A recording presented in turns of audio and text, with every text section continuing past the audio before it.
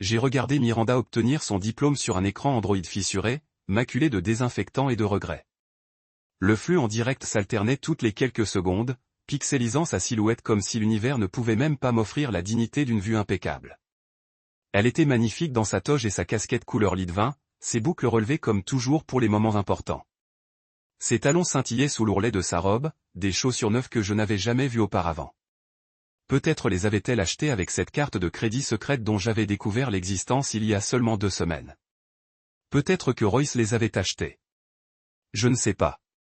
Je ne pense pas avoir envie de savoir. J'étais dans le placard à fourniture de la clinique de nuit, serpillière à la main, gants tachés d'avoir frotté le carrelage de la salle de repos. Il était un peu plus de 22 heures, mon 3e service de la journée. J'avais quitté la station de lavage après 7 heures d'affilée, avalé une barre protéinée sur le parking, puis filé au restaurant pour le rush du soir. Ils m'ont laissé pointer plus tôt pour pouvoir arriver à la clinique. Je n'avais dit à personne que c'était le jour de la remise des diplômes. À quoi bon? La seule célébration que j'ai eue, c'était un écran fissuré et un manche à balai. Elle ne m'a même pas envoyé de SMS. Pas un selfie, pas un « on l'a fait », rien. Mais j'étais quand même fier de me souvenir de tout. Les nuits où j'ai dormi en uniforme de travail, trop fatigué pour me changer. Les matins où je lui préparais du café et lui faisais des questions avec des flashcards pendant qu'elle se maquillait. Les fois où je suis resté devant le tribunal dans le froid glacial, attendant qu'elle termine son bénévolat pour pouvoir la raccompagner chez elle. Je me souvenais de ses larmes lorsqu'elle a reçu ses premiers résultats d'examen et comment j'ai pris cette douleur comme si c'était la mienne, parce que c'en était une. Je ne l'ai pas seulement soutenue, je l'ai portée. J'ai absorbé sa pression comme une éponge. Et pendant longtemps, je ne lui en ai pas voulu. J'ai grandi dans le sud de la ville, où les rêves n'étaient pas faciles à réaliser. Et l'amour, le véritable amour, était censé être une question de sacrifice. C'est ce en quoi j'ai cru. C'est sur cela que j'ai tout construit. Je n'avais pas de diplôme. Je n'avais pas de relation. Je ne venais pas de grand monde, mais j'avais de la discipline. J'avais du cran. J'avais cette force tranquille qui ne demandait pas d'applaudissements. Alors, quand Miranda a dit qu'elle voulait faire du droit, je n'ai pas bronché. J'ai décroché un 2e emploi, puis un 3e. J'ai mis mon ordinateur portable en gage pour financer sa préparation au LSAT. J'ai vendu la montre de mon père pour payer ses frais de candidature. Quand les bourses sont tombées à l'eau, je lui ai dit, on trouvera une solution. Et par « nous », je voulais dire moi. Mais quand son nom a été appelé et qu'elle est montée sur scène, quelque chose en moi a craqué, quelque chose que j'avais ignoré pendant des années. Elle n'a jamais regardé la caméra.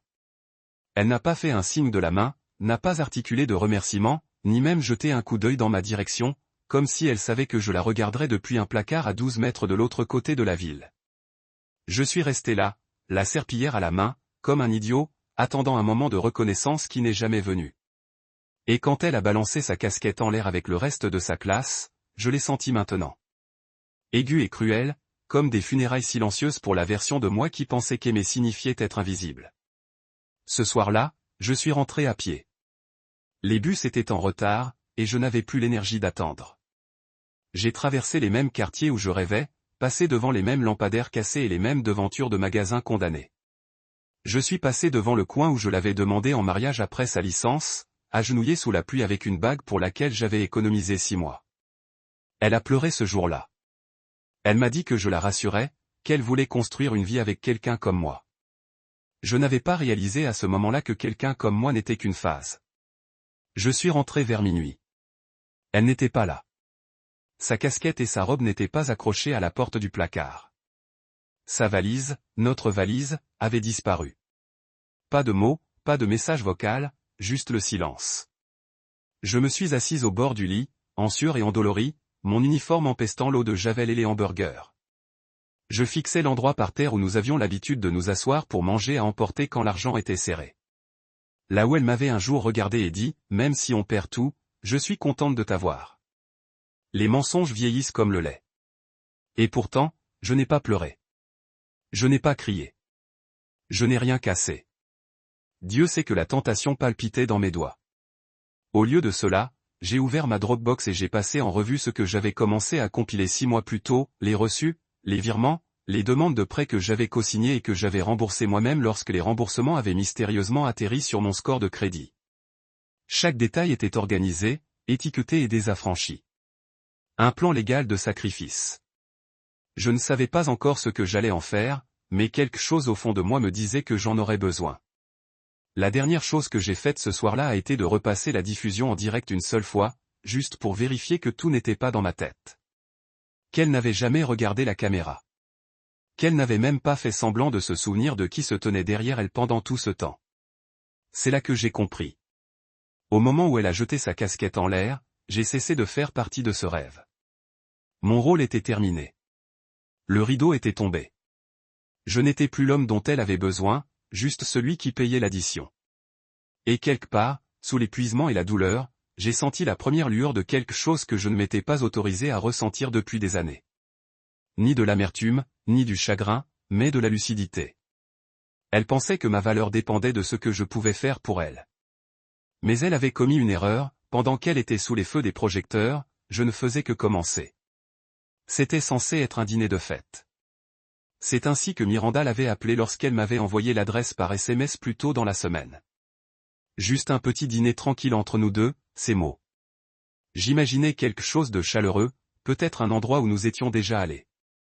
Un de ces petits restos où les tables vacillaient et où les serveurs connaissaient nos noms. Un endroit chaleureux, familier. Mais arrivé à l'adresse, j'ai dû vérifier 2 fois les panneaux de signalisation. Le nom du restaurant était incompréhensible. Un élégant restaurant étoilé Michelin avec service de voiturier et porte vitrée surdimensionnée qui s'ouvrait comme un portail sur un autre monde. Je ne savais même pas comment elle avait obtenu une réservation. L'éclairage était tamisé, comme chez les riches, plus pour l'ambiance que pour la visibilité. Je suis entré vêtu de ce que je possédais de plus précieux, une chemise bleu marine et le blazer qu'elle m'avait offert l'année dernière pour la soirée mixée de son cabinet d'avocat. Elle avait dit un jour, ça me donnait une allure respectable. Elle était déjà assise à mon arrivée, à une petite table près de la fenêtre. La ville derrière elle scintillait comme une promesse. Et elle avait l'air d'une personne à part entière dans cette promesse. Sa robe la moulait comme si elle avait été cousue à même sa peau, élégante, luxueuse et absolument neuve. Ses cheveux étaient bouclés, comme si elle prenait son temps. Ses talons, ceux que je reconnaissais maintenant de ma remise de diplôme, claquaient légèrement sous la table à mon approche. Elle ne s'est pas levée pour me saluer, se contentant d'un sourire crispé et d'une gorgée de vin. « Contente que tu sois arrivé, dit-elle comme si j'étais en retard. Je ne l'étais pas, félicitations encore, dis-je en me glissant sur la chaise en face d'elle. J'aurais voulu lui tendre la main, mais quelque chose dans sa posture me le laissait deviner. Ce n'était pas ce genre de dîner. Le serveur arriva et elle commanda un 2e verre avant même que je ne jette un coup d'œil au menu. J'ai commandé de l'eau, non pas parce que je n'avais pas les moyens d'acheter du vin, mais parce que je voulais avoir les idées claires. Quelque chose clochait dans l'air. Elle a bavardé, m'a parlé de quelques camarades de classe qui avaient décroché des offres d'emploi, d'une table ronde à laquelle elle pourrait assister à Washington, d'un avocat nommé Pharaon qui avait remarqué sa performance. J'ai hoché la tête et souri, lui ai dit que j'étais fier, et j'étais quelque part sous le choc. Puis le verre de vin a résonné doucement contre son assiette lorsqu'elle l'a posé. Elle a plié sa serviette en 2, trop soigneusement, trop préparée, et m'a regardé avec le genre d'expression qu'on prend lorsqu'on annonce un diagnostic dont on sait qu'il va faire mal. « Tu as été formidable, Liam, dit-elle doucement. Vraiment, tu as été la personne la plus encourageante de ma vie. » Ce mot, je l'ai répété. Au passé. J'ai attendu. Mais je ne peux pas me permettre de rester marié à quelqu'un qui n'a qu'un bac. Elle l'a dit si calmement, comme si elle discutait d'une réduction budgétaire ou de la fin d'un abonnement. Sans mordant, sans hésitation, juste efficace. Je la fixais, sans colère, sans chagrin, juste soudain très éveillé. Alors, c'est une question d'ambition, dis-je.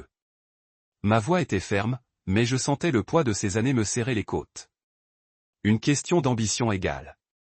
C'est une question d'alignement, dit-elle comme si elle était dans un podcast. Des valeurs communes et de l'épanouissement.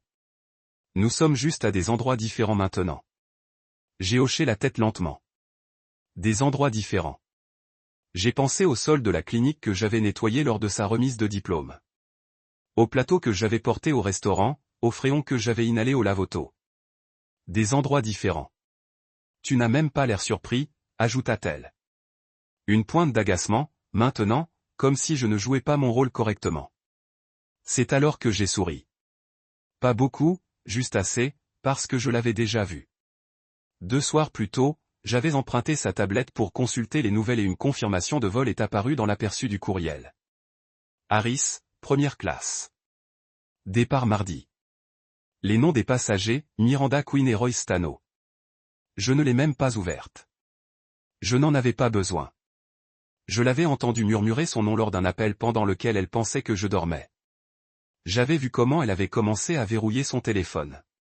Comment elle avait commencé à passer plus de nuits à la bibliothèque, même après l'obtention de son diplôme. J'avais vu le changement, la douce distance qui accompagne quelqu'un qui embarque déjà dans un avion, sous le coup de l'émotion. Mais je n'avais pas dit un mot. Ni à ce moment-là. Ni maintenant. Je suis contente pour toi, ai-je dit à la place. Elle a cligné des yeux. Cela l'a déstabilisée. Tu n'as pas besoin de faire semblant, Liam. Je sais que c'est dur. Je me suis adossé, j'ai croisé les bras. J'ai fait le dur. C'est clair. Elle fronça légèrement les sourcils, puis reporta son attention sur son vin, comme s'il contenait les réponses que je refusais de lui donner. Je pense juste que tu mérites quelqu'un qui comprenne où tu vas, dit-elle. Quelqu'un qui... Qui? Quoi, l'interrompis-je. Où sont les boutons de manchette? À un diplôme c'est commander du foie gras. Elle ne répondit pas. Elle continua à plier cette serviette. Tu as réussi, dis-je. Tu es la star maintenant. N'oublie juste pas qui t'a éclairé quand tu ne voyais pas. Je n'y croirais pas, murmura-t-elle. Je crois à cette partie. Peut-être la seule. L'addition arriva et elle l'a pris sans hésiter. Je l'ai, dit-elle. Bien sûr que si, répondis-je. Quand nous sortîmes, l'air nocturne s'était rafraîchi. Elle serra ses bras autour d'elle. Soudain, moins radieuse sous les lampadaires, elle se pencha et m'embrassa sur la joue. Merci pour tout, Liam. Je le pense vraiment. Bon voyage, dis-je. Ses sourcils froncèrent l'espace d'une seconde, à peine une pause. Puis elle se dirigea vers le covoiturage qui l'attendait au bord du trottoir. Je la regardais partir, non pas comme un homme abandonné, non pas comme un mari trahi, mais comme un homme qui avait tout fait correctement et qui, malgré tout, finissait par être rayé de la carte. Mais ce qu'elle ignorait, ce qu'elle n'avait même pas pris la peine de demander, c'est que je ne repartais pas les mains vides. Je repartais avec quelque chose de puissant. Des reçus, des documents, des preuves. Elle voyait un diplôme comme un passeport. Je le voyais comme une preuve.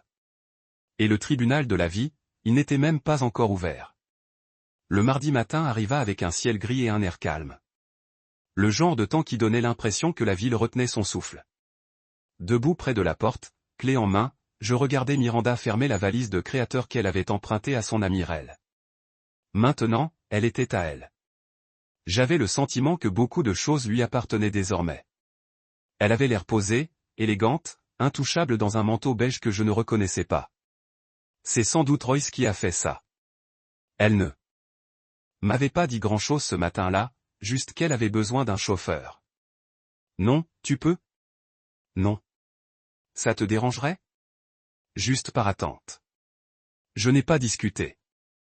Je l'ai conduite. Le trajet jusqu'à l'aéroport s'est déroulé en silence, à l'exception des indications occasionnelles du GPS qu'elle connaissait déjà par cœur. Elle était assise sur le siège passager comme une invitée dans une voiture étrangère, parcourant les pages de son téléphone, les lèvres légèrement entr'ouvertes, un sourire narquois à la lecture. Probablement un message de Royce. Probablement quelque chose comme « À bientôt à la porte d'embarquement ». Magnifique.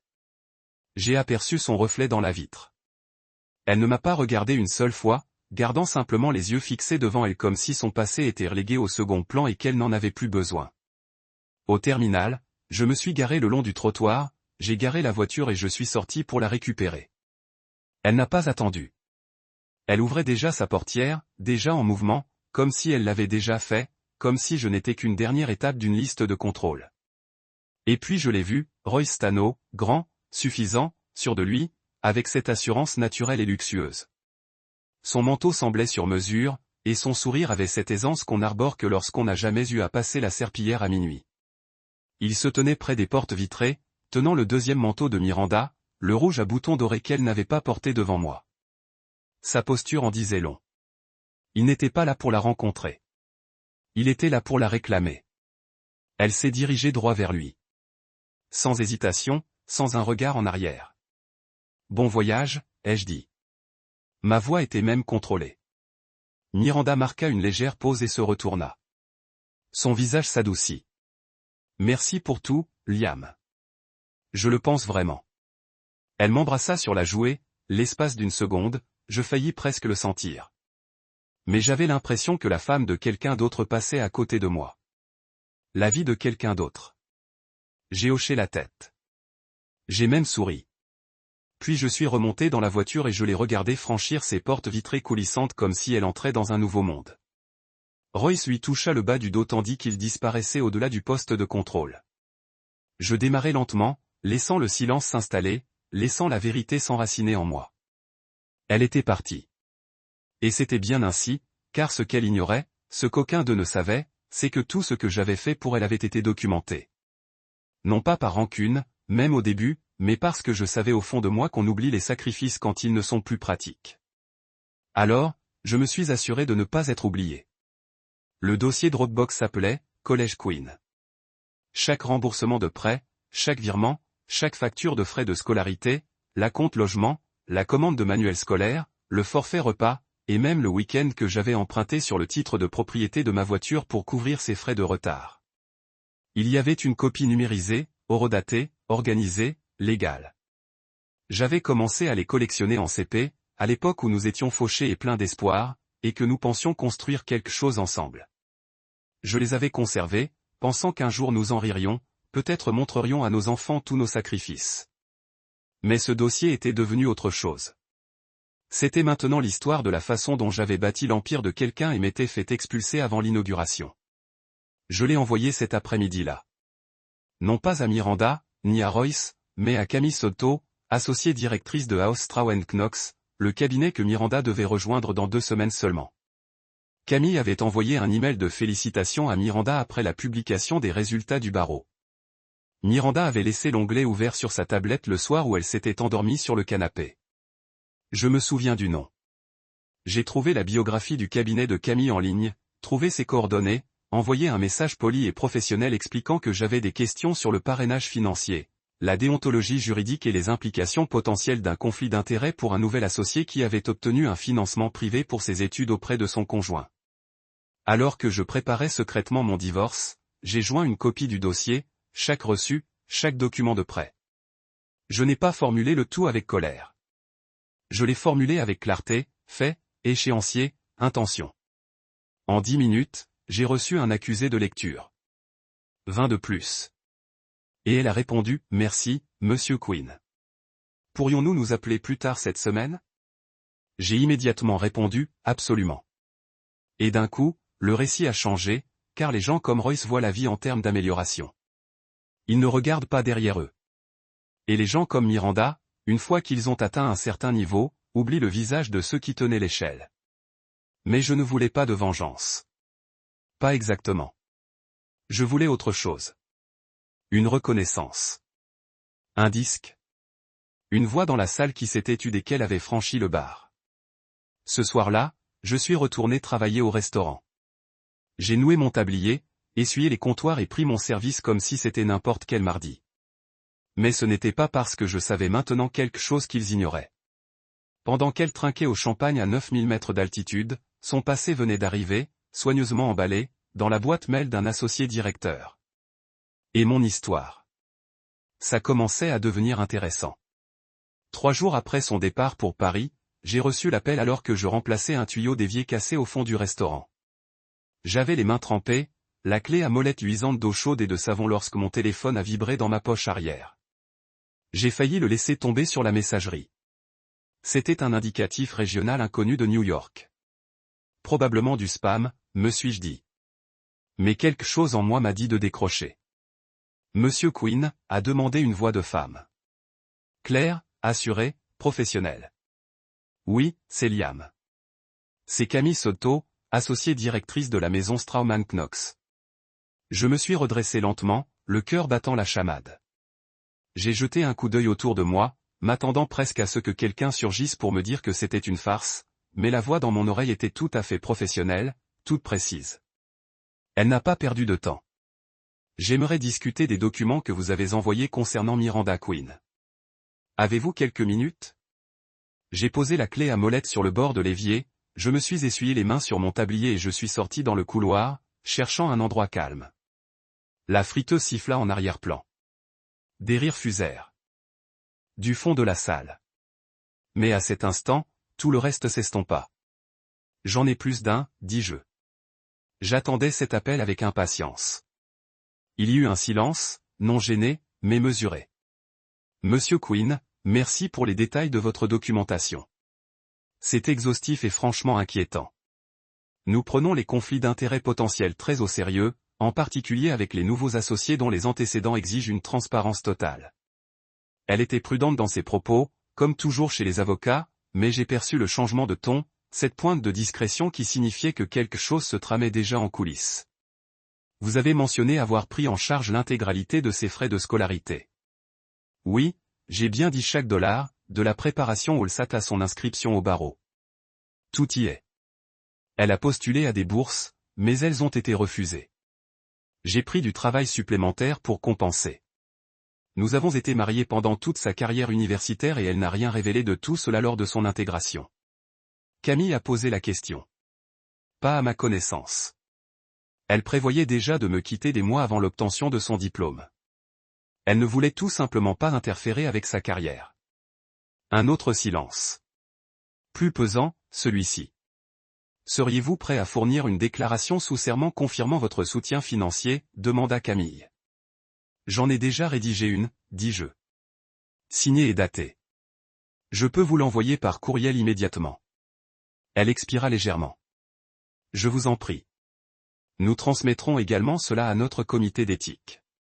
Je ne peux pas dire quelles mesures seront prises avant qu'il n'ait tout examiné formellement, mais j'apprécie votre coopération. Bien sûr, répondis-je. Je ne cherche pas à détruire sa carrière, mademoiselle Soto. Mais je n'étais pas une simple note de bas de page. Je veux que le compte-rendu montre la vérité. C'est raisonnable, dit-elle. Et monsieur Queen, oui, vous avez géré cela avec beaucoup plus de grâce que la plupart des gens. Nous vous recontacterons bientôt. J'ai raccroché dans l'allée derrière le restaurant, adossé à un mur qui sentait légèrement l'huile brûlée et le nettoyant au citron. Je suis resté là une longue minute à contempler les nuages au-dessus de ma tête. Pour la première fois depuis des mois, le poids sur ma poitrine s'est légèrement déplacé.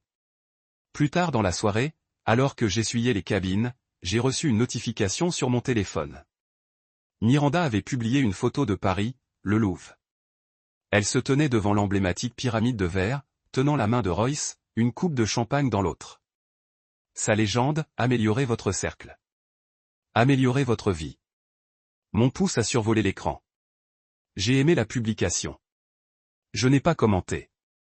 Je n'ai pas envoyé de message.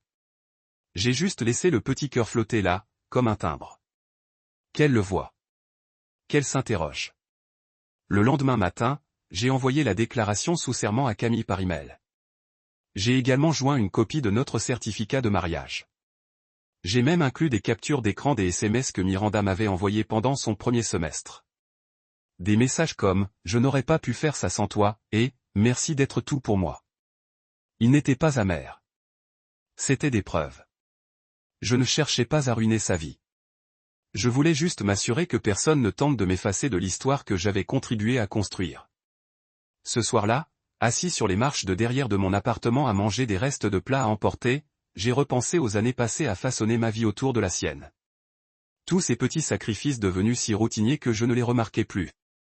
Travailler tard, sauter des rendez-vous chez le médecin, porter des chaussures jusqu'à l'épuisement des saules. Je l'avais fait sans rancune, jusqu'à ce qu'elle me fasse comprendre que je n'avais plus de valeur à ses yeux. Mais ce coup de fil a changé quelque chose. Il ne s'agissait pas seulement de justice. Il s'agissait d'être vu, d'être respecté. Je n'avais pas besoin de vengeance. J'avais besoin de réparation. Et c'était le début. J'ai passé le reste de la semaine à faire mes horaires habituels, à réparer les mêmes éviers, à frotter les mêmes sols, à pointer comme d'habitude. Mais j'avais un peu mal au dos. Plus droit, mais pas un peu plus assuré. Parce que quelque part dans un immeuble de verre à New York, quelqu'un m'avait enfin écouté. Quelqu'un qui pouvait s'assurer que mes sacrifices ne soient pas engloutis par la réussite d'un autre.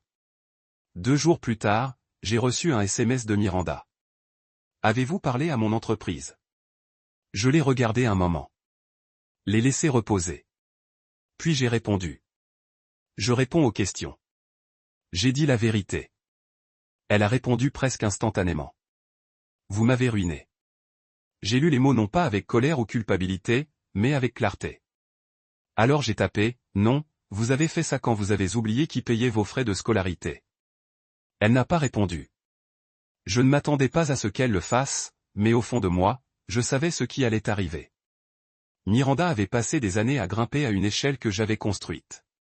Elle avait fait ses valises, m'avait embrassé sur la joue comme une faveur, et avait disparu dans une nouvelle vie sans jamais penser que le passé pourrait lui tendre la main et lui taper sur l'épaule.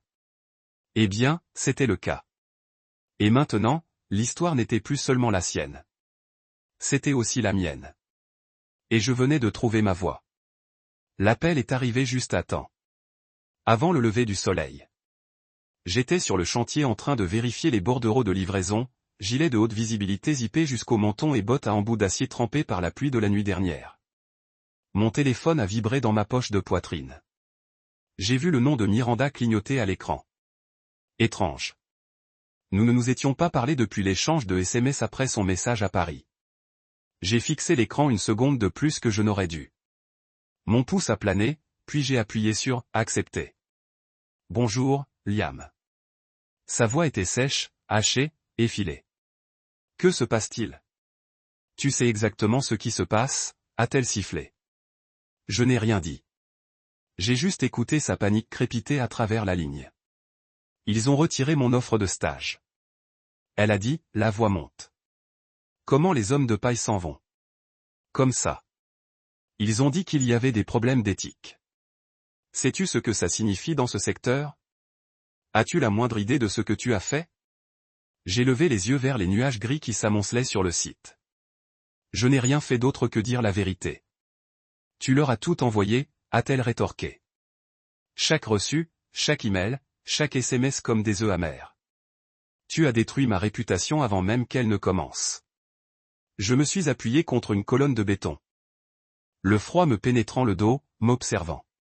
Tu parles de la réputation que tu as bâtie en effaçant la personne qui t'a mené là? J'ai obtenu mon diplôme, Liam. Tu l'as fait, mais tu ne l'as pas payé. Et tu n'as pas dit à l'entreprise que l'homme qui a tout financé était celui-là même dont tu prévoyais de divorcer en cours de contrat. Tu crois que des entreprises comme celle-là aiment ce genre de drame? Je ne pensais pas que c'était pertinent. C'est ça le problème, Miranda. Tu ne pensais pas que j'étais pertinente. Il y a eu un silence. Le genre de silence qui s'éternise tellement qu'on entend la personne essayer de trouver une solution. Une version de la vérité avec laquelle ils peuvent vivre. Tu as toujours dit que tu voulais que je réussisse. Je l'ai fait et je le fais toujours, mais pas en m'effaçant du tableau et en prétendant que je n'avais pas construit le cadre. Elle respirait plus fort maintenant. Je l'entendais, les aigus, la colère enveloppée d'incrédulité. Je t'avais dit que je voulais une rupture nette. Et tu aurais dû attendre que l'encre de ta lettre d'offre soit sèche. Je lui ai dit, tu n'as pas le droit d'utiliser le dos de quelqu'un comme un pont, puis de le faire sauter à la seconde où tu le traverses. Il fallait que j'avance, Liam. Il fallait que j'arrête de porter un poids mort. Ah, le voilà. Un poids mort. Je fixais l'échafaudage, la mâchoire serrée. Et maintenant, tu es en chute libre. Je n'arrive pas à croire que tu me fasses ça. J'ai ri doucement, non par cruauté, mais par incrédulité. Tu crois vraiment que je te fais quelque chose, Miranda? Je t'ai conduite à l'aéroport en sachant que tu me quittais pour quelqu'un d'autre. Je t'ai laissé m'embrasser sur la joue comme un groom loyal qui aurait dépassé ses limites. Je suis restée silencieuse. Je t'ai donné ça parce que tu prévoyais tout ça depuis le début. Non, j'avais prévu de disparaître discrètement et dignement jusqu'à ce que tu décides de faire comme si je n'avais jamais existé, jusqu'à ce que tu mettes ta nouvelle vie sur un piédestal et que tu piétines celle que nous avions. Je ne t'ai pas démasqué. J'ai juste refusé de mentir pour toi. Silence à nouveau. Puis, plus doucement, presque brisée, elle a dit, tu m'as ruiné. Je n'ai pas répondu tout de suite. Je suis retourné vers la caravane, dans le vent froid du matin. Je tirais sur mes manches. À l'intérieur, le contremaître était en train d'établir des plans. Je lui fis un signe de tête et m'écartai. Non, dis-je finalement. Tu as fait ça en traitant ton mari comme une simple esclave, comme un tremplin. J'ai juste brandi le miroir. Tu sais ce que les gens vont dire, murmura-t-elle. Oui, répondis-je. Ils vont dire qu'elle aurait peut-être dû épouser quelqu'un qui ne lui avait pas gardé sa place. La ligne fut coupée. Elle raccrocha. Je restai là un long moment. Téléphone toujours en main, le cœur toujours calme. Ni triomphant, ni jubilant, juste lucide. Ce n'était pas une vengeance. C'était un équilibre rétabli. Plus tard dans la journée, j'appris par un ami que Royce l'avait désabonné des réseaux sociaux, que leurs photos de Paris avaient disparu, que sa famille, riche et âgée, obsédée par son image, traditionnelle, n'appréciait guère les scandales, surtout ceux impliquant des cabinets d'avocats et des conseils d'éthique. Elle avait misé sur un avenir bâti sur les apparences. Mais quand ces apparences se sont fissurées, tout s'est effondré. Ce soir-là, elle a rappelé. Je n'ai pas décroché. Elle a envoyé un SMS. S'il vous plaît, on peut parler? Je l'ai ignoré. Elle en a envoyé un autre le lendemain matin. Je ne pensais pas que tout s'effondrerait comme ça. J'y croyais. J'ai même ressenti une lueur de compassion. Brève, humaine, mais la compassion n'était pas une raison pour s'autodétruire. Pas encore. Au lieu de répondre, j'ai ouvert ma Dropbox et ajouté la dernière capture d'écran. Un avis du comité d'éthique de Alstrom et Knox déclarant officiellement que l'offre de stage de Miranda avait été retirée pour violation des protocoles de divulgation et perception de conflit d'intérêts. Je l'ai classé dans le dossier que j'avais renommé. La vérité inattendue. Ce soir-là, en rentrant chez moi, je suis passé devant la vitrine d'une librairie. Une citation encadrée a attiré mon attention. Je me suis arrêté, les contempler. La hache oublie. L'arbre se souvient. J'avais été l'arbre trop longtemps. Silencieux, enraciné, encaissant coup sur coup sans se briser. Non, maintenant, c'était moi qui tenais la hache. Mais je ne frappais pas sauvagement. Je me faisais une place pour la vérité, pour la dignité, pour moi-même. Et tandis que son monde se rétrécissait et que son nom disparaissait de la liste des étoiles montantes, je n'ai pas applaudi. Je n'ai pas ri. J'ai simplement continué d'avancer. J'ai classé les papiers du divorce un lundi matin. Pas de fanfare, pas de confrontation, pas d'explication. Juste une signature discrète au coin d'un cabinet d'avocat où j'accompagnais Miranda lorsqu'elle faisait son stage d'avocat commis d'office. Je connaissais chaque recoin de ce bureau, son air poussiéreux, ses carreaux de plafond tachés d'eau, même la façon dont la réceptionniste plissait les yeux lorsqu'elle me demandait d'épeler mon nom. C'est drôle de voir combien d'endroits où j'étais entré pour la soutenir étaient maintenant exactement les mêmes que ceux où je suis entré pour la laisser partir. Je n'ai pas engagé de nouvel avocat. J'ai appelé Saul, le même qui nous avait aidé à obtenir le report du prêt étudiant de Miranda à l'époque où nous ne pouvions pas nous permettre un retard de paiement. Il nous appelait les « qu'un bagarreur ». Toujours à nous battre, toujours main dans la main. Je me demandais s'il pensait encore à nous comme ça. Quand je l'ai appelé pour lui raconter ce qui s'était passé, il n'a pas semblé surpris. « J'ai déjà vu ça », a-t-il dit avec un long soupir. L'ambition sans loyauté. Elle ronge tout sur son passage. Je ne suis pas intéressé par la punition, lui ai-je dit. Juste équité. Eh bien, tu as tous les reçus pour appuyer ta demande. C'est plus que la plupart. Il n'a pas demandé d'acompte. Il a dit qu'il prélèverait les frais de dossier sur ce que Miranda me devait finalement dans le cadre de l'accord. Tu n'es pas vindicatif, Liam, a-t-il ajouté avant de raccrocher. Tu es juste fini. Ça fait toute la différence. Terminé. Je ne savais pas à quel point ce mot serait agréable avant de l'entendre à voix haute. J'ai quitté le bureau et me suis dirigé directement vers l'appartement. Celui que Miranda et moi partagions, mais que nous n'avions pas habité ensemble pendant des semaines avant son départ pour Paris. Son côté du placard était presque vide maintenant. Son parfum avait disparu. La bibliothèque était percée de trous là où ses manuels de droit trônaient comme des trophées. L'espace ressemblait au fantôme d'un mariage. Creux, mais pas encore froid. Encore accroché au péché des disputes et des espoirs mal placés. J'ai traversé chaque pièce lentement, non pas en deuil, mais en inventaire. Il n'y avait pas grand-chose que je voulais emporter, juste quelques photos encadrées. Ceux où je reconnaissais encore la femme que j'avais épousée, et une platine vinyle vintage que j'avais économisée pour 2 anniversaires. J'ai soigneusement emballé mon sac de sport, mes vêtements, mes disques et la boîte à chaussures remplie de notes et de reçus, preuve de ce que j'avais donné, de ce que j'avais porté, de ce que je l'avais laissé devenir. L'après-midi même, j'ai signé le bail d'un nouvel appartement. Plus petit, plus propre, au 2e étage avec vue sur l'ancienne voie ferrée. Pas de lave-linge sèche-linge, pas de terrasse sur le toit, mais c'était le mien. Le nom de personne d'autre n'était inscrit sur le bail, pas de placard partagé, pas de signe de taille dédaigneuse ni de déclaration lasse sur mon incompréhension.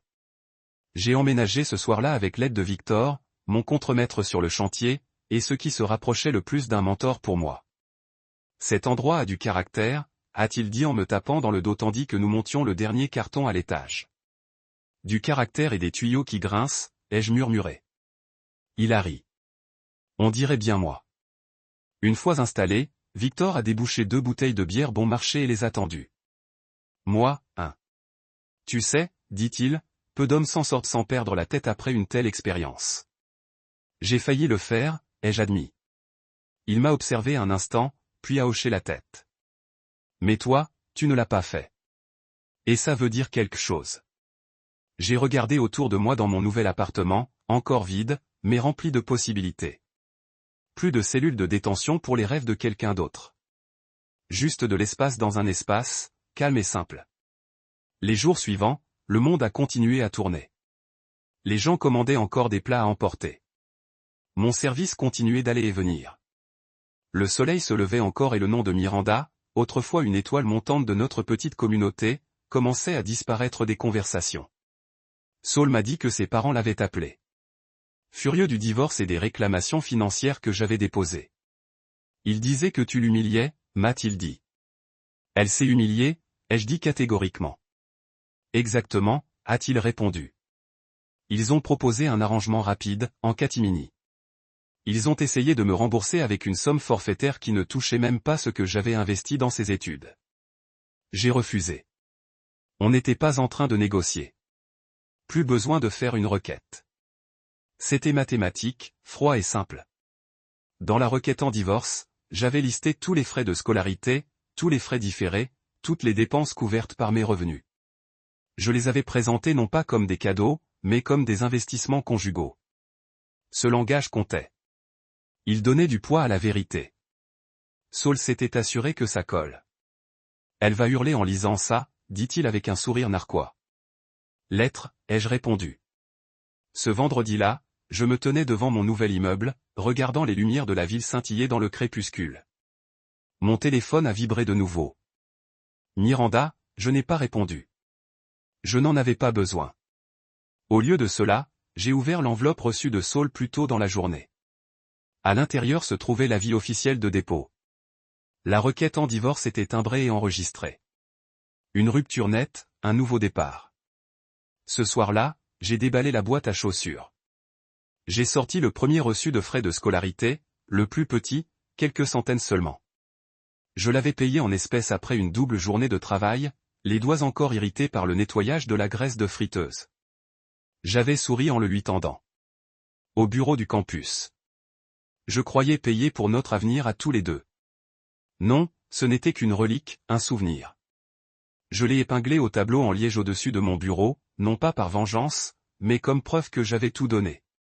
Et maintenant, j'étais prêt à me donner à moi-même. Le chapitre avec Miranda s'était clos non pas dans une explosion, mais avec précision, mesure, indéniable. Et si la maison que nous partagions s'était effondrée, celle que je construisais maintenant, brique par brique, vérité par vérité, reposait sur des fondations solides. Je ne savais pas encore où cette nouvelle vie me mènerait. Mais je savais une chose, je ne serais plus jamais le tremplin de quelqu'un. Jamais.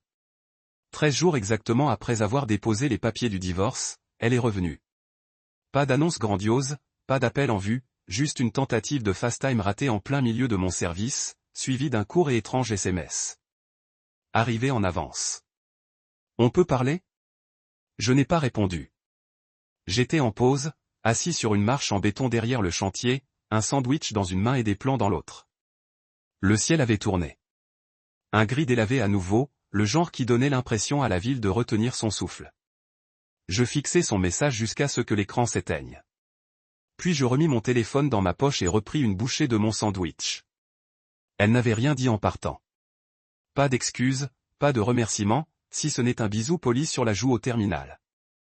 Mais maintenant, elle était punie et essayait de revenir en arrière. Je ne mordis pas. Ce soir-là, après mon service, Victor et moi dînâmes dans un petit resto près du chantier. Des ailes bon marché, pas de musique, juste le tintement des bouteilles de bière et le bourdonnement lointain de la circulation. Elle est de retour, dis-je doucement en fixant mon assiette intacte. Victor haussa un sourcil. L'avocate, acquiesçai-je. Que veut-elle? Elle veut parler. Tu vas la laisser faire? Je ne pense pas qu'il y ait plus rien à dire. Victor se renversa dans son fauteuil, une bière à la main. Tu as déjà vu un nid de guêpes se faire tomber d'un arbre? Je secouai la tête. Ils bourdonnèrent un moment, perdus. En colère, cherchant une piqûre. Ça ne veut pas dire qu'il faut rester immobile. J'ai laissé tomber. Ça ressemblait à ce que mon père aurait dit s'il avait été là. Le lendemain matin, je l'ai trouvé devant mon nouvel appartement. Je l'ai repéré à travers les stores. Miranda portait un trench coat simple. Pas de maquillage, les cheveux tirés en arrière, pas de talons, juste des baskets. Le genre de chaussures qu'on porte quand on a marché plus longtemps que prévu. Elle n'a pas frappé, elle est restée là, les bras croisés, son téléphone à la main, comme si elle se demandait si me rappeler arrangerait les choses. Je n'ai pas ouvert la porte. Pas tout de suite. Je l'ai observée derrière le rideau. Il y avait quelque chose d'étrange à la voir ainsi. Pas comme la femme raffinée qui se rendait aux entretiens d'embauche avec assurance, ni comme la version d'elle virevoltant sous les lumières parisiennes, la main de Royce dans la sienne. C'était quelqu'un qui se défaisait. 10 minutes se sont écoulées avant que j'ouvre enfin la porte. Elle a levé les yeux comme si elle avait attendu ça toute sa vie. Et, a-t-elle dit doucement. Je n'ai pas bougé. Tu as perdu. Non, dit-elle d'une voix plus tendue. Juste fatiguée. Je reculai légèrement, un geste, pas une invitation. Elle entra comme si l'air lui-même la repoussait si elle hésitait trop longtemps. Je la regardai scruter l'appartement, les cartons déballés, le canapé modeste, la photo de ma mère encore dans du papier bulle sur la table d'appoint. C'est calme ici, dit-elle. C'est le but. Elle hocha la tête en se frottant les mains comme si elle avait besoin de quelque chose à faire. J'attendis. Finalement, elle me regarda. Ses yeux étaient cernés de fatigue, sa voix à peine audible. Il m'a quitté. Je n'ai pas dit un mot. Royce, continua-t-elle comme si je ne savais pas déjà de qui elle parlait à l'aéroport. Il m'a juste tendu ma valise et est parti. Il a dit que j'avais mis trop de drames dans sa vie. J'ai expiré lentement par le nez. Elle eut un petit rire. J'imagine que toute cette histoire de « mise à niveau de votre cercle » avait une durée limitée. Je ne souris pas. Elle s'éclaircit la gorge. Mes parents ne veulent plus me parler. Ils pensent que j'ai embarrassé la famille. Elle a dit que j'avais compromis leur réputation. Ma cousine m'a traité de mise en garde. Je reçois des emails de refus d'entreprises auxquelles je n'ai même jamais postulé. Sa voix s'est brisée. J'ai fait une erreur. Pourtant, je n'ai rien dit. Je sais que tu ne me dois rien, Liam. Je le sais, mais j'avais juste besoin de m'excuser. Je l'ai finalement regardé. De quoi es-tu désolé? Elle a cligné des yeux. Partir. Elle a hoché la tête. Pour la façon dont tu es parti? Elle a hoché la tête de nouveau, plus lentement cette fois. De m'avoir fait sentir comme un brouillon jetable de ta vraie vie. Cela l'a fait tressaillir. J'avais peur, a-t-elle murmuré. Non, ai-je dit calmement. Tu étais égoïste. Tu pensais pouvoir échapper à ton passé et réécrire ton avenir dans un langage qui ne m'incluait pas. Tu as fait de moi un tremplin et tu as ensuite essayé de faire comme si tu n'avais jamais posé le pied. J'avais peur d'être meilleur que toi. Cela m'a arrêté net. Elle a dû voir mon expression, car elle s'est empressée de m'expliquer. Je veux dire, je ne savais pas comment réussir sans laisser quelque chose derrière soi. Et tu as toujours été là, toujours constant. Et j'ai cru devoir couper les ponts pour grandir, mais la vérité, c'est que sans toi, je ne suis rien. J'ai hoché la tête lentement une fois. Puis je me suis écarté, me suis retourné et j'ai pris quelque chose dans le tiroir de mon bureau. Je le lui ai tendu, une enveloppe en papier craft avec son nom soigneusement imprimé dessus.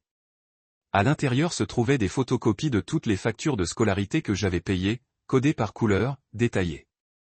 Un petit mot accroché au sommet. Payé en totalité. Pas par toi. Plus jamais. Elle l'a regardé un long moment. Puis elle a levé les yeux vers moi. Est-ce tout?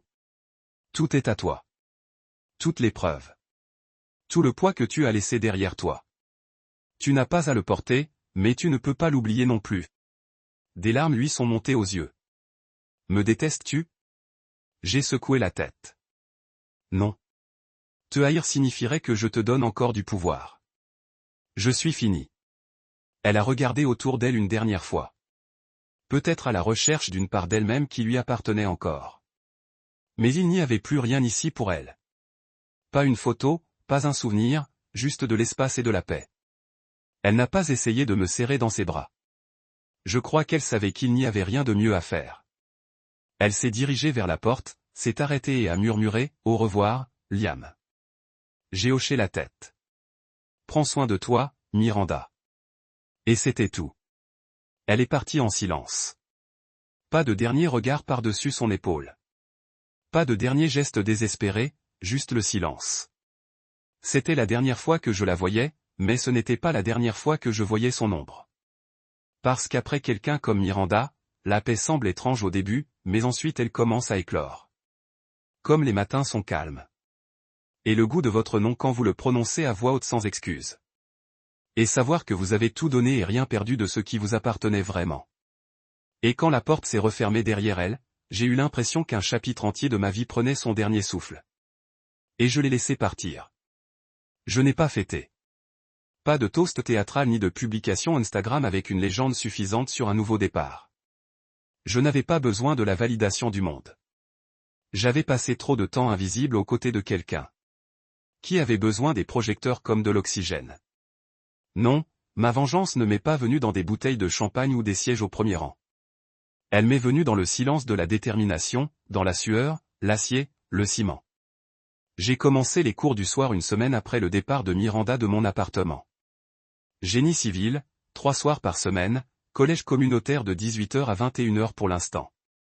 Rien de clinquant, mais du concret, du tangible, et à moi. Mes matinées appartenaient encore au chantier où je travaillais sous la direction de Victor. Mes après-midi étaient consacrés à tirer, soulever, diriger. Mais le soir, je me glissais dans une salle de classe qui sentait les vieilles gommes et le potentiel, et je commençais à construire quelque chose de nouveau. C'est Victor qui a rendu cela possible. Il m'avait vu étudier des plans un après-midi pendant ma pause déjeuner et m'avait demandé « Tu as déjà pensé à aller plus loin ?» J'ai haussé les épaules. « Tu y as pensé ?»« Bien sûr, mais le temps et l'argent ?» Il m'a interrompu. « J'ai vu comment tu travailles. Tu ne te contentes pas de suivre des plans. Tu anticipes. C'est rare. Tu as le cerveau pour ça. » Il a sorti une brochure pliée de sa poche arrière. Programme de subvention communautaire, cours du soir, bourse d'études, des types comme toi. Il a dit, ne te contente pas de survivre, tu évolues, et je l'ai cru. Ce soir-là, j'ai rempli le dossier de candidature, m'attendant presque à ce que ça ne mène à rien. Mais 2 semaines plus tard, j'étais assis dans une salle de classe, entouré de gens aux yeux fatigués et aux cahiers pleins d'espoir. Nous essayions tous de construire quelque chose de meilleur pour nous-mêmes. Nous n'avions pas le temps de poursuivre nos rêves. Nous les construisions avec les heures restantes. Je n'en ai parlé à personne. Ni à mes anciens collègues du restaurant, ni aux gars du chantier, ni même à ma mère quand je l'ai appelée ce week-end pour prendre de mes nouvelles. C'était juste pour moi. Un travail tranquille, un échafaudage interne. Je ne voulais plus rien prouver. Juste devenir. Pendant ce temps, j'entendais sans cesse parler de ça. Miranda. Pas directement. Les murmures flottaient. Des petits oiseaux au chant triste. Elle avait été complètement renvoyée de Alstrom et Knox. Son nom avait discrètement disparu de la liste des associés. Une de ses amies de la fac de droit avait publié un message énigmatique sur la trahison et l'atteinte à la marque, puis l'avait supprimé 2 heures plus tard. Une autre de ses amies, Rel, m'a croisé par hasard à l'épicerie. Nous avons échangé des sourires polis. Je portais mon gilet de chantier et un sac de riz à la main. Elle ne va pas bien, a dit Michel soudain. Je me précipitais dans tous les sens. Je n'ai pas répondu. J'ai juste pris une boîte de haricots sur l'étagère. Elle est retournée chez ses parents. Ils ne sont pas vraiment gentils. Pourtant, je n'ai rien dit. Elle a demandé de tes nouvelles, a-t-elle ajouté. Elle voulait savoir si tu allais bien. J'ai hoché la tête. Je vais mieux que bien. Michel a incliné la tête. Tu as toujours été la plus solide. J'ai payé mes courses et je suis parti. Je ne me sentais pas la plus solide. Pas toujours. Mais maintenant, je me forçais à des endroits où je ne me sentais pas bien. On pouvait encore me prendre. Mon nouvel appartement commençait à ressembler davantage à un chez-moi. J'ai acheté un bureau à un type sur Facebook Marketplace et je l'ai installé près de la fenêtre. C'est là que j'étudiais tous les soirs, la lampe basse, le crayon serré, tandis que je dessinais des schémas de tuyauterie et des armatures de béton. J'ai recommencé à rêver. Non pas d'amour ou de vengeance, mais de structure, de bâtiment, de route, de cette permanence qui naît des mathématiques et de l'effort, pas des promesses. Un soir, après une longue journée de travail et un partiel qui m'avait grillé le cerveau, je me suis regardé dans le miroir et je me suis à peine reconnu.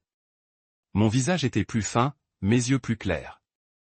Je ne portais plus le poids de l'ambition de quelqu'un d'autre. Je progressais tranquillement, sans pitié. J'ai commencé à économiser chaque dollar supplémentaire. J'ai supprimé tout ce qui était inutile. Pas de plat à emporter, pas de week-end, pas de folie. Mon esprit était concentré. Je voulais terminer la certification et obtenir mon permis. Ensuite, un poste de chef de chantier. Peut-être même créer ma propre entreprise un jour. Victor m'a dit qu'il m'aiderait le moment venu. Tu as un nom que les gens suivront, a-t-il dit. C'était la première fois depuis longtemps que je croyais que mon nom avait de la valeur, et je n'avais pas besoin du nom de famille de quelqu'un d'autre pour lui donner du poids. Un soir, ma professeure, Mademoiselle Ini, m'a appelé après le cours et m'a dit, « Liam, ton travail est clair et structuré. Il y a de la discipline ici. Ce n'est pas quelque chose qu'on enseigne. C'est quelque chose qui se mérite. » Je l'ai remercié. Et en rentrant chez moi ce soir-là, j'ai repensé à toutes ces années passées à n'être perçu que comme une personne fiable, utile, une plateforme pour le saut de quelqu'un d'autre. Et pourtant, j'étais là, à me lancer sans jamais baisser les bras. Ce week-end-là, j'ai été bénévole pour un projet de reconstruction communautaire dans l'est de la ville. Des familles rénovant des HLM me rappelaient la mienne. J'ai aidé des fondations précaires, j'ai appris à quelques lycéens à déchiffrer les plantes. Un des enfants m'a demandé, « T'es un vrai ingénieur ?» J'ai souri. « Pas encore, mais tu le deviendras. » « Oui, » ai-je répondu. « Je le deviendrai. » Et j'ai réalisé à quel point c'était puissant. Non pas que je veuille l'être. Non. Je le serai peut-être, mais je le deviendrai. Sans personne d'autre que moi pour tenir les rênes. De retour à la maison, j'ai ouvert le tiroir où j'avais rangé tous les vestiges de mon mariage. Les reçus, les notes, les vieilles photos. Je ne les ai pas jetés. Je n'en avais pas besoin. Ce n'était plus du poison. Juste. Les preuves d'un homme qui donnait, puis apprenait à se donner à lui-même. Je les ai mis dans une boîte étiquetée et les rangés dans le placard. Loin des yeux, loin du cœur.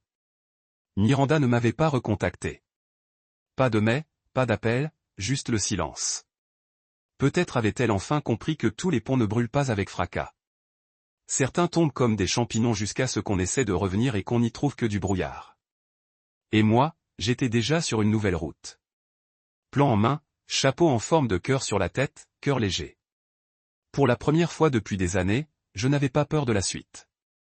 Parce que cette fois, les fondations étaient miennes. Cette fois, je ne construisais pas pour le rêve de quelqu'un d'autre. Je construisais le mien. C'était un vendredi après-midi, à la fin du printemps, lorsque Miranda est arrivée sur le chantier. Le soleil était haut et impitoyable, projetant un éclat perçant sur les fondations en béton que nous avions coulées plus tôt dans la semaine. Je marquais les tranchées de service public avec Victor, tous deux en sueur à travers nos chemises, quand j'ai entendu une voix m'appeler, « Liam ». Je ralentissais, comme si la chaleur avait affaibli mes réflexes. Mais ce n'était pas la chaleur. C'était elle. Miranda se tenait juste derrière la clôture provisoire, avec ses chaussures plates et son chemisier froissé, les cheveux lâchement attachés en arrière, pas de maquillage, et quelque chose d'autre que je n'avais pas vu en elle depuis l'incertitude de mes études de droit. Elle avait l'air fatiguée, pas cette fatigue due au surmenage, mais celle qui s'installe en vous après une série de choix irréversibles. Elle ne fit pas un signe de la main, ne sourit pas. Elle resta plantée là, les doigts agrippés à la bandoulière de son sac comme si elle la maintenait. Victor haussa un sourcil. « Tu as besoin d'une minute ?» Je lui tendis le marqueur et époussetai mes gants. « Ouais, je reviens. » Je marchai lentement vers le portail, mes bottes soulevant la poussière. Je ne me précipitai pas. Je voulais qu'elle ressente pleinement le poids de l'instant, qu'elle n'ait plus le contrôle, que je n'attende plus qu'elle décide de ma valeur. Elle attendit patiemment. Je ne me quittai jamais avant de la rejoindre. Elle ouvrit sa porte.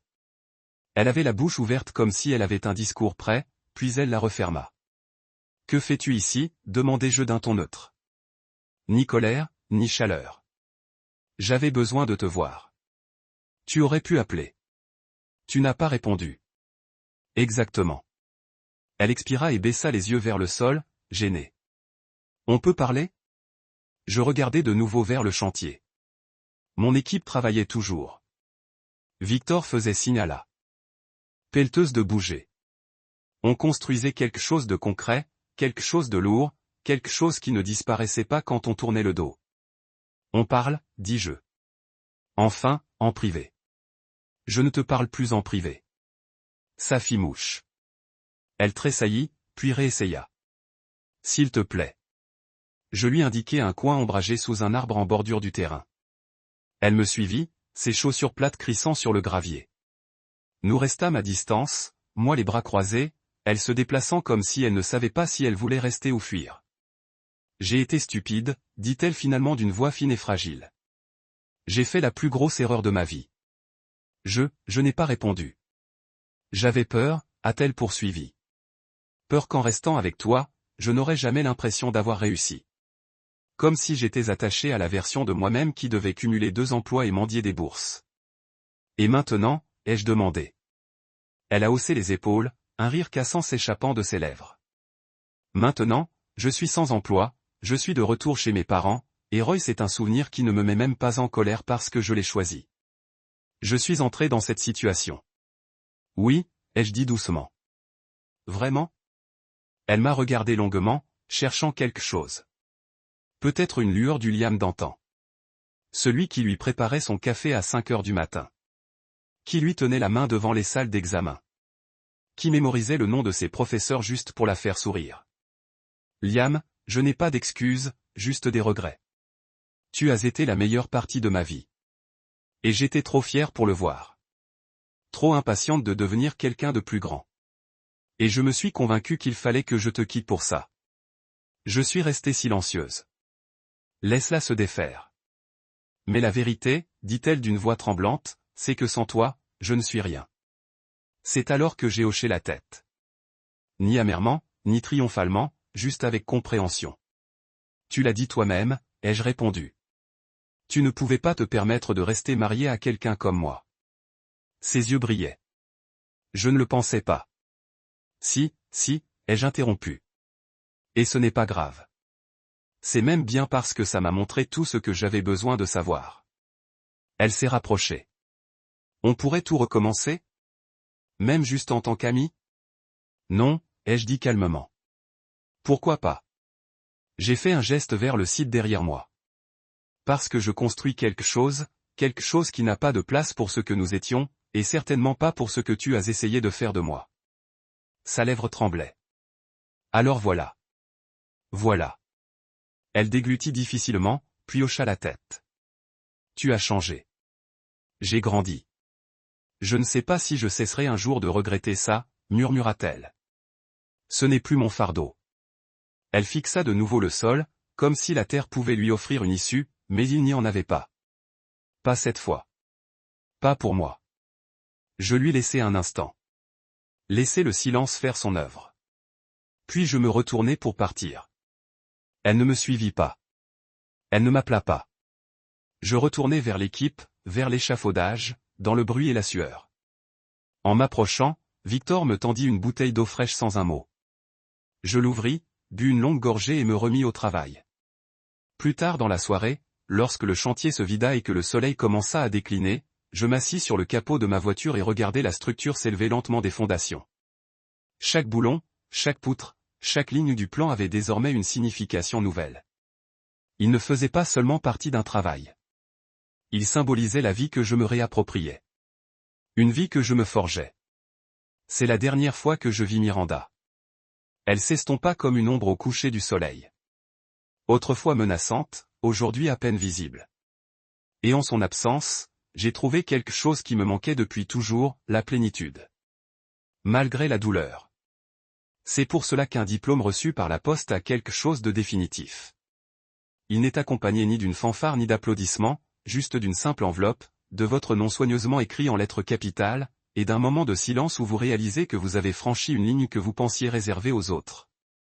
Le mien est arrivé un jeudi matin, coincé entre un relevé bancaire et un catalogue de meubles auquel je n'étais jamais abonné. Je l'ai gardé longtemps avant de l'ouvrir. Mon nom, Liam Quinn, en lettres d'or en haut. Un certificat de fin d'études en génie civil. Ce n'était pas encore un diplôme complet, mais il était à moi. Payé par mon propre travail. Obtenu selon mes propres conditions, sans qu'aucun péché ne puisse être imputé à qui que ce soit. Je l'ai posé sur le bureau de mon appartement. Celui que j'avais acheté d'occasion et remis à neuf de mes propres mains. Puis j'ai ouvert le tiroir où je rangeais la petite pile d'objets importants. Quelques formulaires juridiques, le prêt hypothécaire de Molly, quelques lettres de Victor concernant un parrainage pour la suite de ses études, et, au-dessous de tout cela, le seul bout de papier qui m'avait suivi tout au long de cette histoire, le premier reçu de frais de scolarité de Miranda. Je le fixais comme une relique. Non pas d'elle, mais de la personne que j'étais lorsque je l'ai imprimé, épuisé, plein d'espoir, les yeux écarquillés d'une manière qui rendait la trahison impossible. Ce reçu datait d'il y a 5 ans, un paiement de $3 947.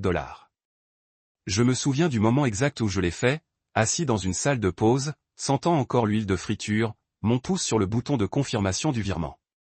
À l'époque, j'avais l'impression de planter les graines de notre avenir. À l'époque, chaque dollar dépensé pour Miranda était un investissement pour nous deux. Il m'a fallu longtemps pour réaliser que j'investissais dans un avenir qui ne m'incluait pas. Mais j'ai conservé ce reçu, non par amertume, mais par lucidité. Et maintenant, assis avec mon propre certificat, je comprenais enfin quoi en faire. Je me suis dirigé vers la boutique du coin qui encadrait maillots de sport, diplômes et vieilles photos de mariage que les gens ne se résistaient pas à jeter. La femme derrière le comptoir était plus âgée, ses lunettes glissaient jusqu'à mi-nez. Je veux les encadrer ensemble, ai-je dit. Elle a pris les 2 documents, le reçu de frais de scolarité et mon certificat, et les a placés côte à côte. Un passe-partout ou un message particulier ? A-t-elle demandé. Oui. J'ai marqué une pause. Que ce soit propre. Pas d'or, juste du noir en dessous. Je veux que ces mots soient investis dans quelqu'un d'autre. Apprendre à investir en moi. Elle a levé les yeux, surprise, mais a hoché la tête. C'est puissant, a-t-elle dit doucement. Je le lui ai laissé et suis retourné dans l'air printanier. La lumière filtrait à travers la canopée des arbres, donnant l'impression que tout est fraîchement lavé. La ville vibrait de bruit, de travaux et de klaxons, d'appels de vendeurs, de rires d'enfants. Tout semblait lointain, comme une musique de fond au rythme tranquille de quelque chose de nouveau qui grandissait en moi. Plus tard dans la soirée, j'ai retrouvé Victor dans un petit restaurant pour fêter ça. Non pas ma certification, mais la finalisation de mon nouveau poste. La vue m'a guidé. Plus seulement une paire de mains. Maintenant, une voix, un nom sur les plans. Un homme à qui on rendait des comptes, pas seulement à ses côtés. Tu l'as bien mérité, a dit Victor en levant son verre. Je t'ai regardé te sortir d'un fossé où la plupart des gens finissent par s'enfouir. J'ai levé le mien en retour. Tu m'as donné une pelle. Il a ri. Non, tu as construit l'échelle. On n'a plus parlé de Miranda. Plus maintenant. Son nom ne revenait plus souvent ces derniers temps. Je n'avais rien entendu de nouveau à son sujet, juste des rumeurs selon lesquelles elle avait accepté un emploi dans une petite entreprise familiale du nord de l'État de New York. Bien loin de Halrom et Knox. Elle s'était tue en ligne. J'avais supprimé toutes les photos de Paris. Plus de légendes sur les promotions ou les cercles. Je ne me sentais pas satisfait. Je n'en avais pas besoin. La meilleure vengeance, c'est la paix. Et j'avais découvert que la paix ne vient pas quand l'autre perd. Elle vient quand on ne se soucie plus de savoir s'il gagne. Le week-end suivant, j'ai récupéré l'œuvre encadrée à la boutique. Elle était parfaite. Le reçu et le diplôme côte à côte. Sans fioriture, juste la vérité. Je l'ai accrochée au-dessus de mon bureau, pas là où tout le monde pouvait la voir, juste là où je pouvais. Je suis resté assise dans cette pièce un moment, laissant le silence s'installer autour de moi. J'ai repensé à toutes les versions de moi-même que j'avais abandonnées pour en arriver là. L'homme qui implorait l'amour, qui se vidait jusqu'à la moelle, qui souriait malgré le rejet et pliait sa fierté dans des excuses qu'il ne connaissait pas. Cet homme était parti. Il ne restait que quelqu'un que je respectais. Un homme qui n'avait pas besoin d'être vu par le monde pour savoir qu'il comptait. Un bâtisseur de structure, d'avenir, de lui-même. J'ai pris mon crayon et ouvert mon classeur de cours pour le semestre suivant. Analyse structurelle, conception en béton, gestion de projet, le genre de choses que personne ne me donnerait, le genre de choses que je revendique brique par brique. De l'extérieur, ma vie ne payait pas de mine. Un appartement modeste, un camion d'occasion, une bibliothèque remplie de locations, mais je savais ce qu'il fallait pour gagner la paix. Je connaissais le prix de la trahison et la valeur de la résilience. Ce soir-là, je me suis couché tôt. Pas de notification qui bourdonnait, pas de doute sur son retour, pas de marche sur des œufs, juste le bourdonnement d'une vie qui était mienne, entièrement mienne. J'ai tendu la main vers l'interrupteur et laissé la pièce s'éteindre, un sourire discret éclairant mon visage tandis que je murmurais dans l'air, payé en totalité. Et enfin, ça me semblait vrai.